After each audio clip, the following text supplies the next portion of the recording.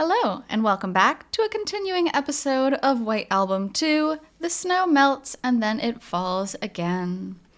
So, last time we were talking about Kazusa, who was very angry because after the break, during which she told Haruki never talk to her again, well, he stopped really talking to her. And he's still talking to her in a sense that he's still giving her pleasantries, he's still asking how her day is, but she doesn't feel like it's enough for her anymore, and so she's really angry.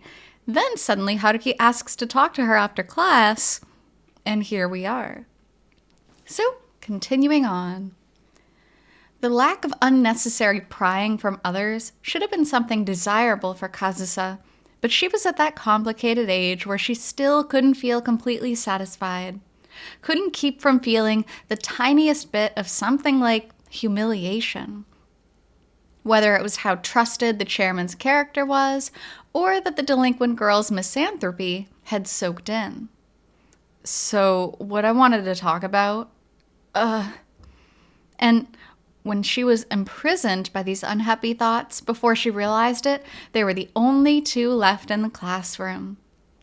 In other words, Kazusa was hanging around a little bit before leaving, just as she had been told. I mean, I know she doesn't want to follow the rules, but this is exactly what she wanted. She wanted to talk to Haruki, so she should just kind of not look a gift horse in the mouth. I'm sorry. I actually wanted to talk to you right after the end of break. I've just been really busy lately. I'm leaving. Huh? Why? I don't care if you're busy or not. I've got nothing to talk to you about. But she had something to talk about. She'd been planning on it just now. I get that, but it's just for a second. Shut up. I'm leaving. Back off. She had been waiting for the right timing to talk to him since the middle of the end-of-day homeroom. The fact that he spoke to her first should have been a godsend. But this is Kazusa, and she has to make things complicated. Didn't you stick around this long so you could hear what I had to say? What kind of stuck-up delusion are you spouting, dumbass? You think I would just go along with whatever you tell me to do, dumbass? Here, let me run that by you again. Dumbass. But Toma, when we were on summer break. I have no goddamn idea what you're talking about. Hey. This conversation was moving farther and farther away from her intentions, and the one freaking out most about it was Kazusa herself. Anyway, I'm busy. I don't have time to run along with every bit of pointless bullshit you throw at me. Move. This situation, the two of them alone in the classroom at dusk, Kazusa was thousands of times more stoked up about it than anyone else, and probably the boy here with her too. It was too much, entirely too much. I told you, it won't take that long. I said, move. Oh, hey, there you are, Haruki. Saved by the man, saved by the friend. This sudden, excessive new noise, blasting into the stillness of the classroom, made Kazusa's heart jump even higher. Chikashi, you're still here? Had she been a little calmer, she would have known immediately that noise came from the classroom door being flung open and the slightly over-familiar voice of Hayasaka, Kitahara's overnight best friend. Of course I'm still here. I gotta take you with me. Huh? She would also have realized what this over-familiar best friend was after. Wait, do you still...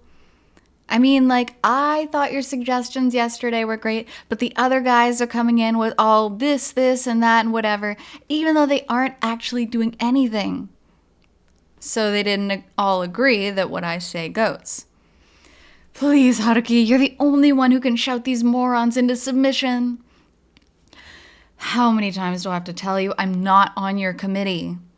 Don't talk like that. Now is not the time. Our festival is in crisis.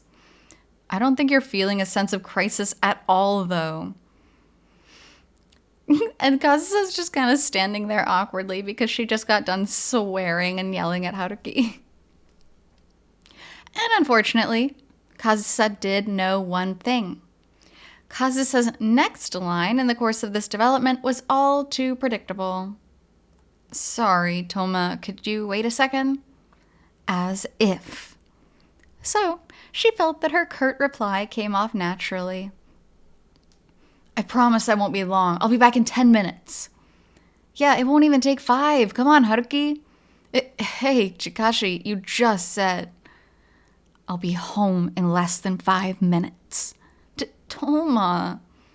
Yes, curt, blunt, thoroughly dry in tone. Not the faintest hint that she was grinding her teeth escaped. He'll be right back, okay? Stay there. Hey, don't speak for... Don't pull me. Look, I'll be right back, so... Come on, Haruki. Yeah, coming. Super awkward. And also, shame on Haruki at this point for... If he really had something important to say, and knowing how Kazusa is, and seeing how she's been reacting the past 2 minutes, maybe, he really shouldn't have run off with Chikashi.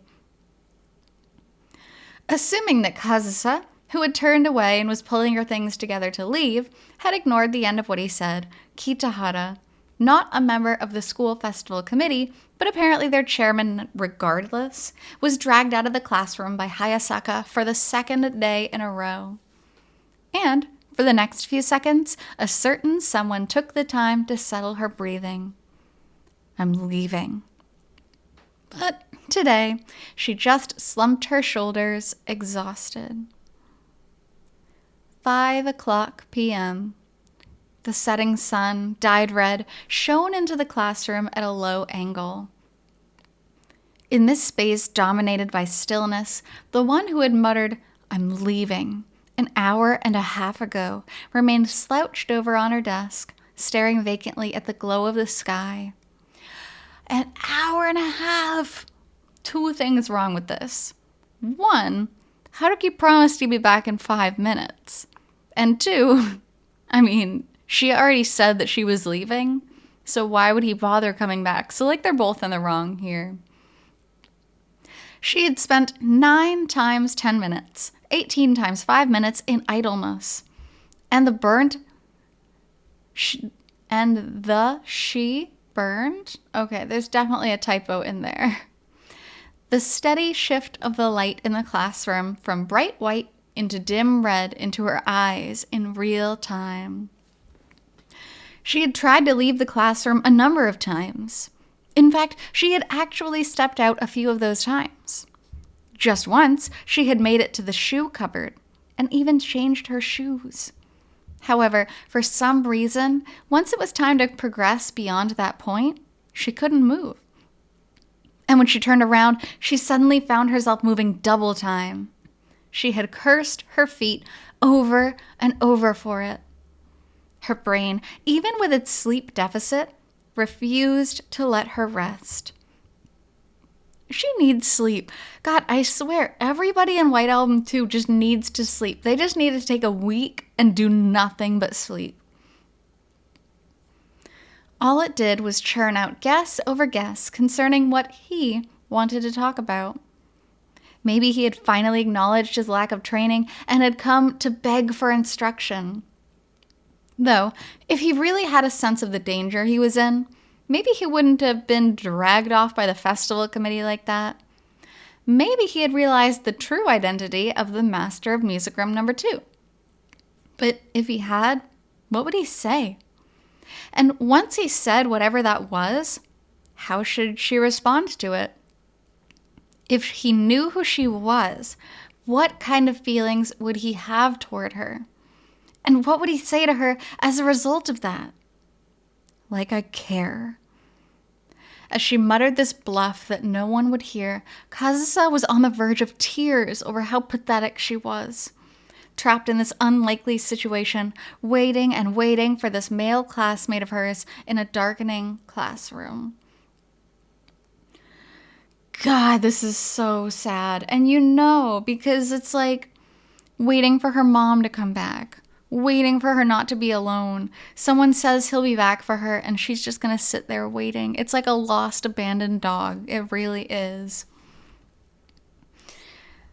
And then, of course, moving on to 7 o'clock.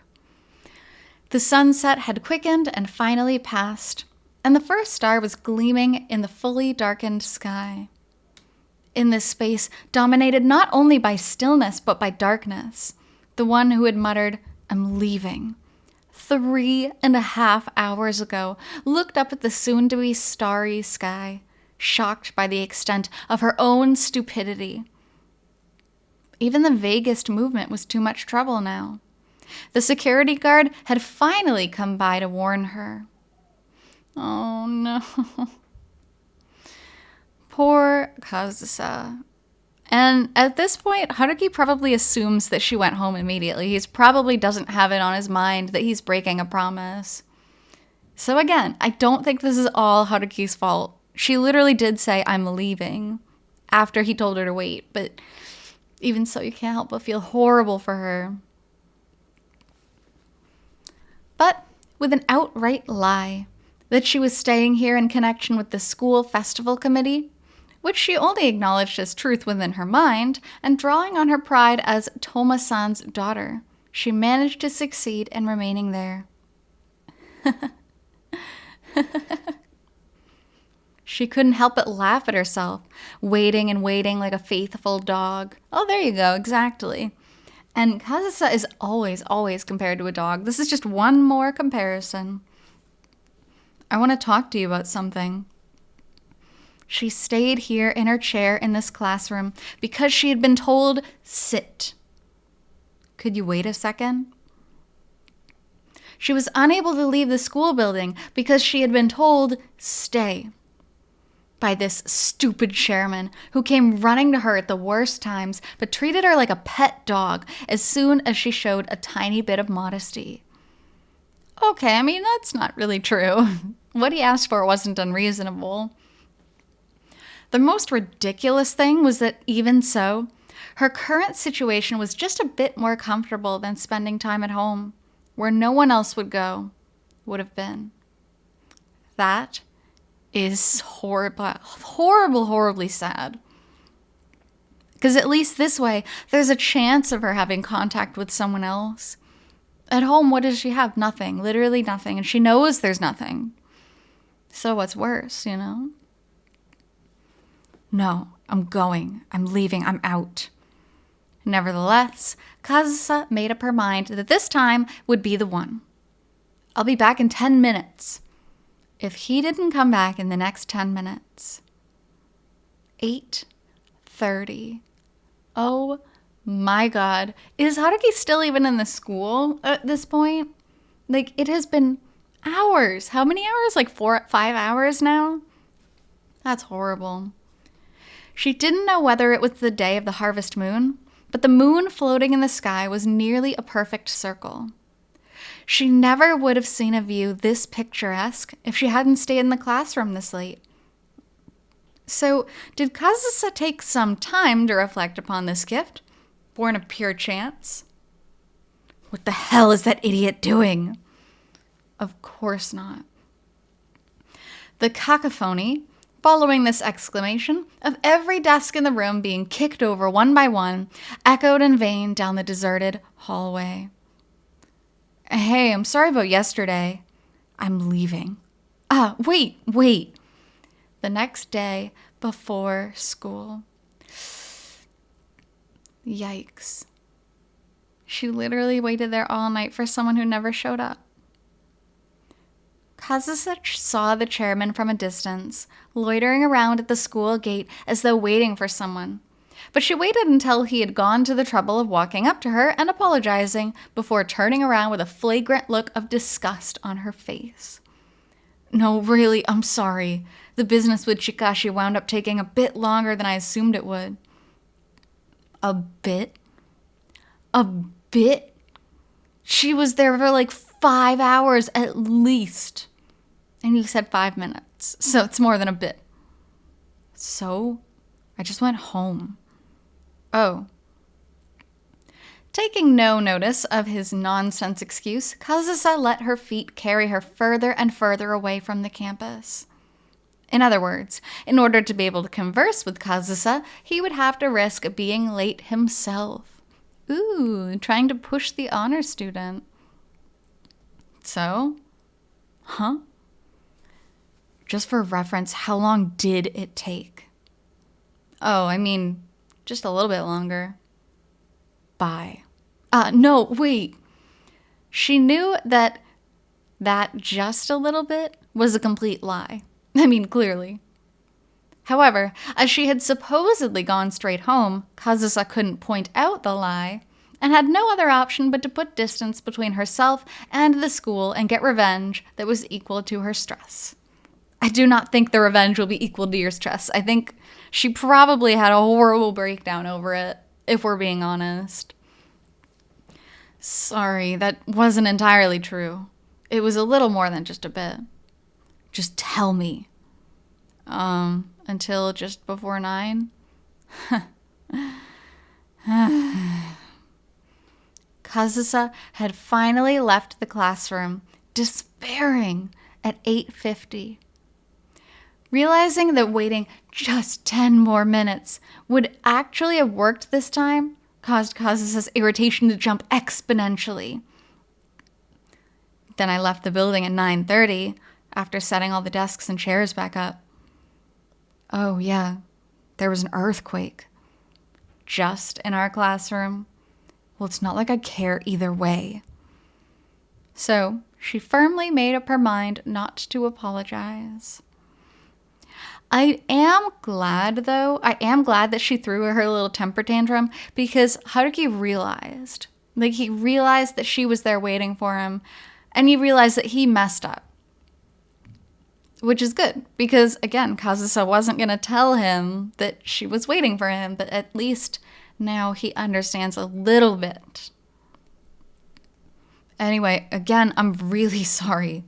If we could talk after school today instead. No way. Not gonna waste my time. And never again to accept requests from this guy, since he clearly wouldn't follow through. Ooh. That can be applied a lot longer in the storyline as well. I thought you might say that. Could we just take a second now?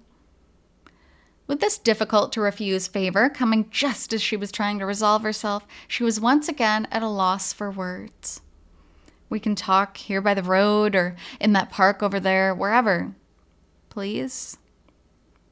Being clever and sly like this was distinctive to him, a facet that was difficult to tolerate. If we loiter like that, we'll be late. Then we could turn around and head back toward the school at least. Being stubborn and unreasonable like this was distinctive to Kazusa, a shameful facet. They both have their distinctness. One is good and one's not so good. If we run, we'll make it in time. What I want to talk about really is that short. You know, Toma, you showed up to school earlier than I thought you would today. If you've got something to say it. Don't keep pausing to act high and mighty. Idiot. In the end, unable to tell him that she hadn't slept 2 nights in a row out of anger, she had no choice but to fold. 2 nights in a row, and even before that, her sleep was horrible.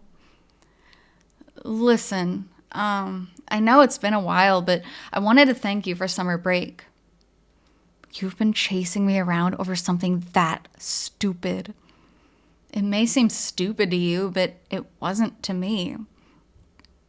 They had moved themselves to the small park by the roadside, and as they sat side by side on the bench, Kazusa was quite aware of the fact that they might look like they were on a date. And Kitahara's words, which themselves brought a date to mind, had a fairly strong impact on her. It made me really happy.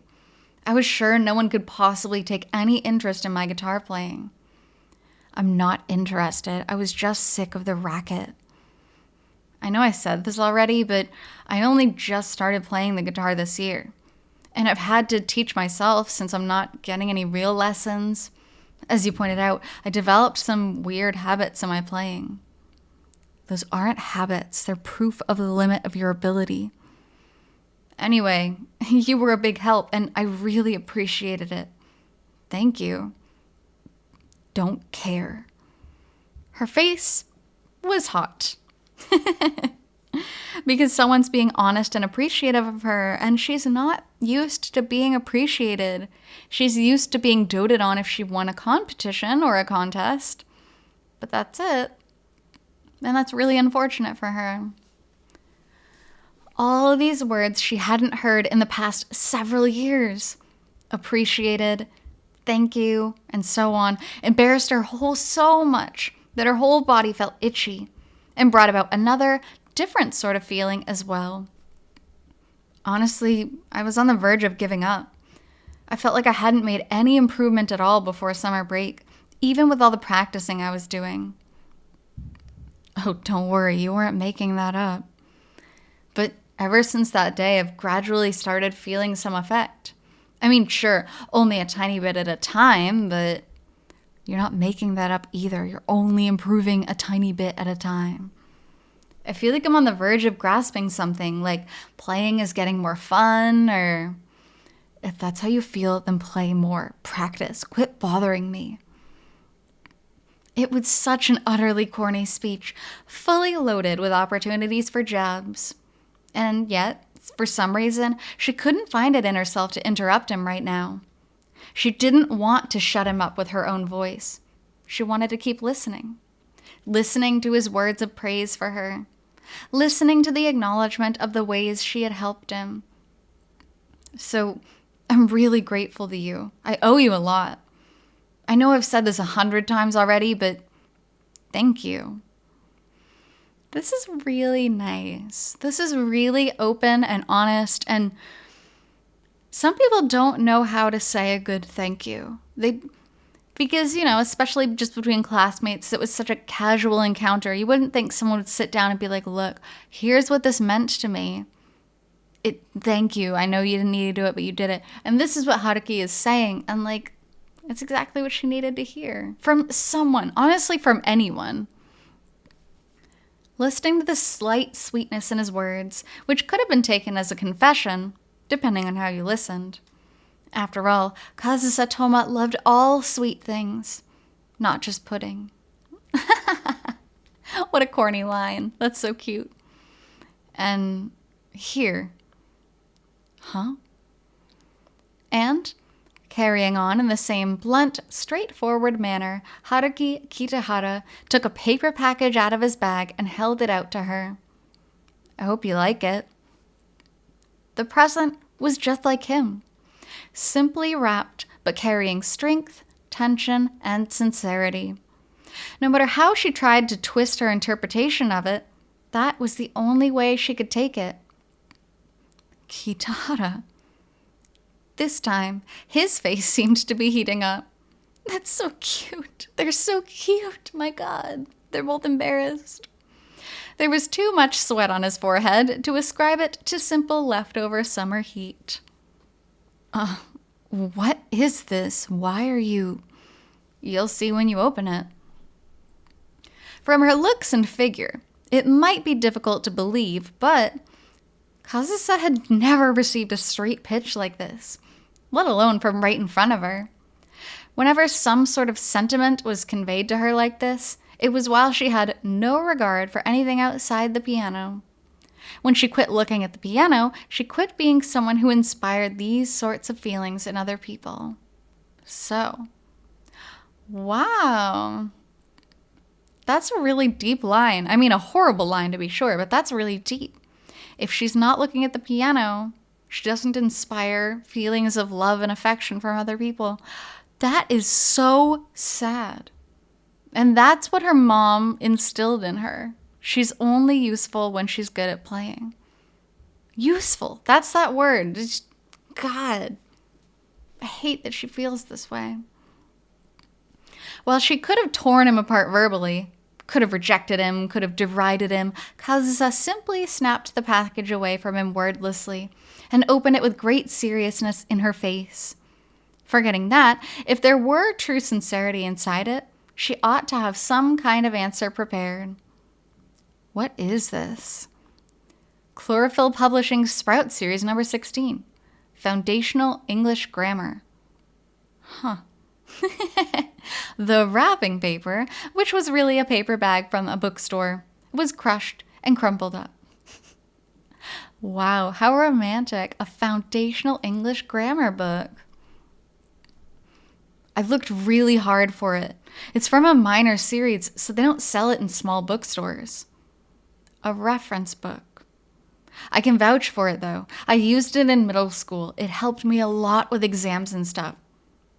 For middle school students. Like I said, I hope you like it.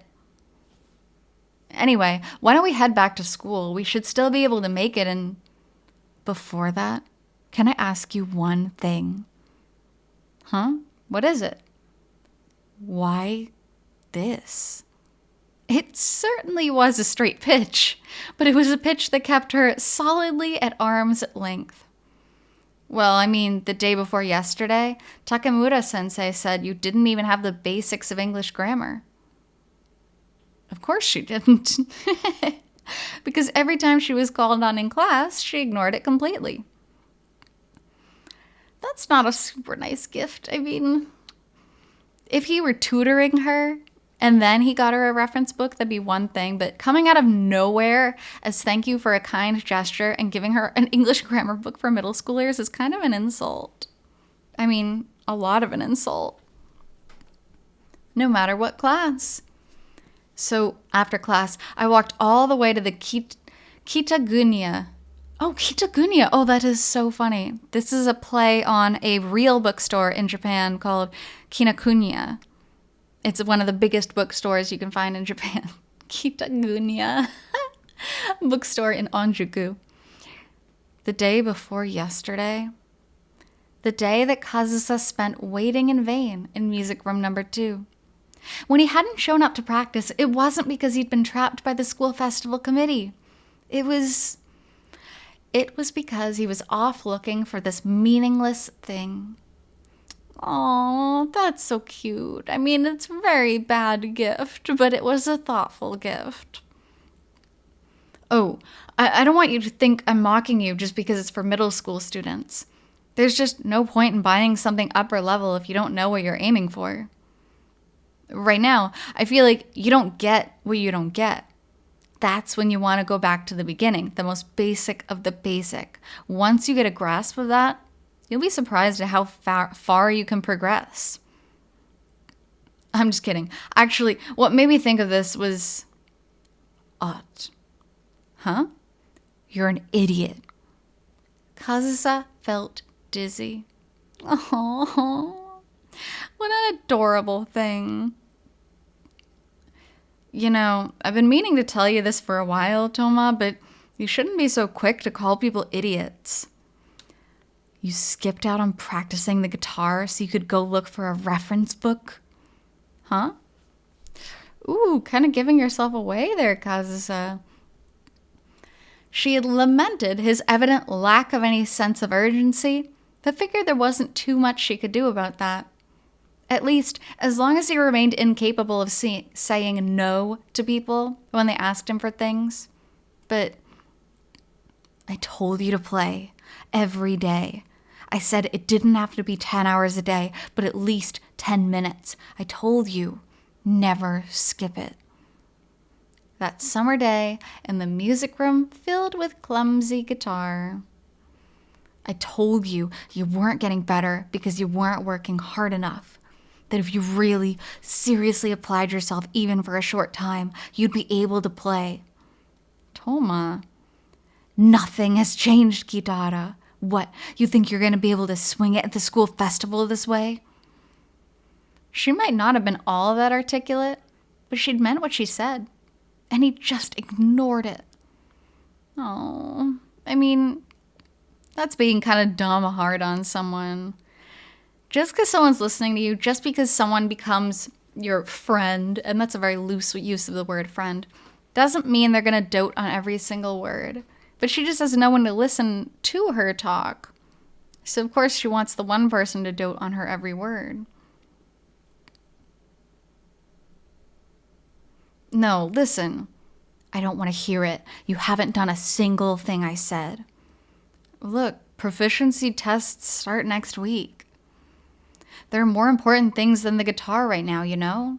It's no time for you to be worrying about someone like me either. This was something he had said to her time and time again. Earnest advice, telling her to focus through sports day, summer break, the school festival, on the classes and tests that inevitably came before and after. Are you planning to skip practicing through the whole exam period so you can study?